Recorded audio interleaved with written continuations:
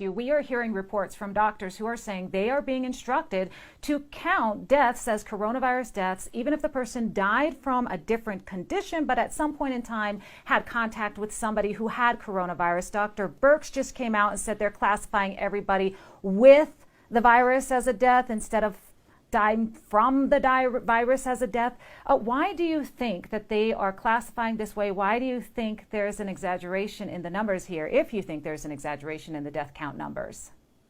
Look, what I do know is this, that the WHO, in conjunction with the CDC, is the one that decides what are called codes, diagnosis codes. Most people don't know, when you go into a doctor's office, a doctor looks at you, and in their IT systems, they have to say, okay, Christina has this or this. That is called a diagnosis code. That code, Christina, comes from the WHO. So for coronavirus, as I understand, they created two codes. One code was you explicitly, had a test and you had COVID-19. The other one was completely nebulous. Well, it sort of smells like that. Maybe he's got some chest pains, something so broad, but it was still under the COVID.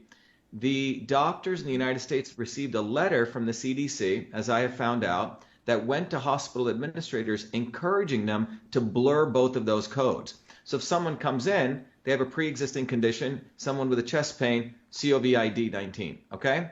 And in fact, when someone dies, they do the test. Sometimes the test doesn't come back for 14 days. They're still putting COVID-19 on them. So they're increasing the numerator. And then as far as the denominator goes, we don't even know how many people actually have been infected, because this is, again, a flu-type virus. So the denominator could be massive. So you have cooking of the books for two reasons. Hospital administrators get money for the COVID-19 diagnosis, plus they also get kickbacks through what are called GPOs and PBMs for the ventilators. So there's a total collusion going on, and it's not at all about people's lives. So those critically ill patients, immediately they put them on ventilators. And as I've shared in one of my videos, the ventilators actually can burst and further damage the lungs, because the real issue here is the lungs are being filled with fluid, and the fluid is occurring because of the overreactive immune system, which can really be addressed by IV vitamin C, high dosage. And that is not in the discourse. In fact, 80 to 90% of the people go on ventilators are dying. So this is essentially a death sentence that they're putting people on. Wow, that is so interesting. Well, President Donald Trump said that the cure cannot be worse than the problem, and yet here we are. We continue to be on lockdown status. Do you think the economy should have been closed in the first place? And is this the new status quo anytime we see a new virus? It's a great question. In my letter to the president, which I sent on March 23rd, I said, look, we live in the era of personalized and precision medicine, which is an expertise of mine, which I get invited all over the world to talk about. What that means is one size does not fit all. You don't lock down everyone. That's what Fauci's model is. It's a medieval model of medicine. And so what we fundamentally have is the approach that we should be taking is taking the people who are truly immunocompromised, truly have COVID-19, fine, they should be isolated, boosted up with immunosupporting things like vitamin A, D, and C. Those of us who are well, we should be back to work. We should be running this economy. Okay, if you want to take something to support your immune system, do that, which should be the vitamin A, the D, etc. One of the two most disastrous things here are we're socially distancing people and hiding them.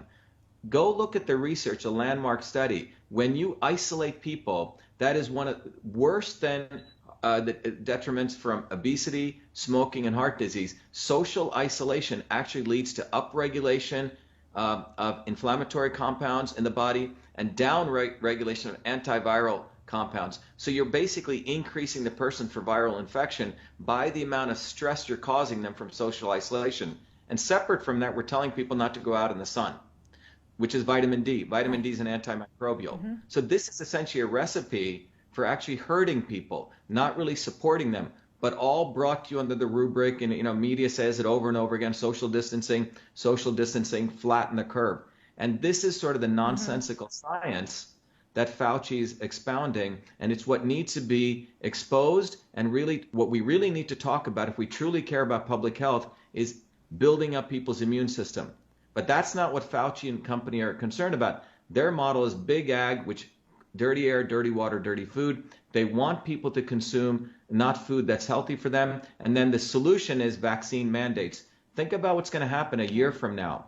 When you go to get your driver's license, Christina, where's your vaccine card? And Fauci's already talking about that.